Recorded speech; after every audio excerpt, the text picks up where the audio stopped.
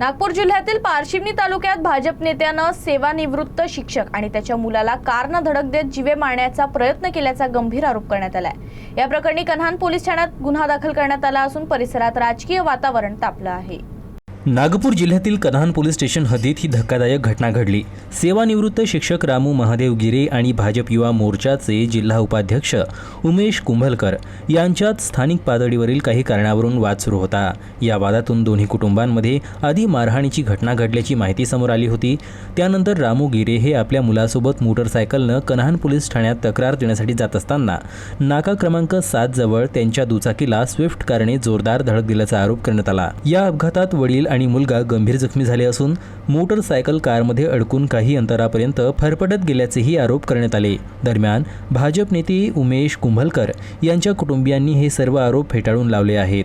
या प्रकरणी रामू गिरे यांच्या तक्रारीवरून उमेश कुंभलकर, बेबी कुंभलकर आणि निलेश कुंभलकर यांच्या विरोधात हत्येच्या प्रयत्नासह विविध कलमान्वये गुन्हा दाखल करण्यात आला असून पुढील तपास सुरू आहे। मरगडेचे जे सिमेंटचे दुकान आहे तेवढ्यामध्ये आम्ही गेलो असेल तर माझ्या मुलाला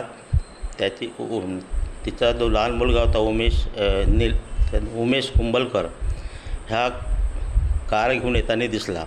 म्हणून याला वाटलं का बा हा कार घेऊन राहिला, म्हणून यांनी आपली कार थोडी म्हणजे डाव्या बाजूला अजून कापली। कार म्हणतो माझी बाईक डाव्या बाजूला थोडी वळवली का घातपात होऊ नये, तरी त्यांनी आम्हाला त्या ठिकाणी जोरदार असं कारनं उडवलं।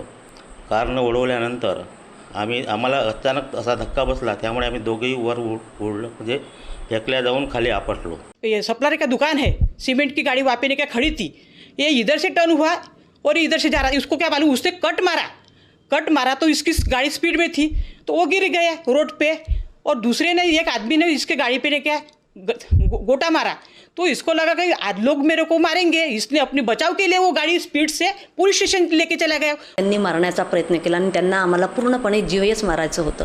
त्यांच्यापासून आम्हाला धोका आहे माझ्या फॅमिलीला। माझा मोठा मुलगा नोकरी करतो, रस्त्याने जातो येतो संध्याकाळचा, त्याला पण धोका आहे, कारण त्यांना आमची पूर्ण फॅमिली नष्ट करायची होती आणि हे पूर्ण प्लॅन आहे त्यांचा 8-15 दिवसापासून चालू होता आम्हाला त्रास देणं। आमच्या घरासमोर ब्रेकर बनवला आहे, तिथे पाणी साचलेलं आहे, तरी आम्ही काही बोललो नाही।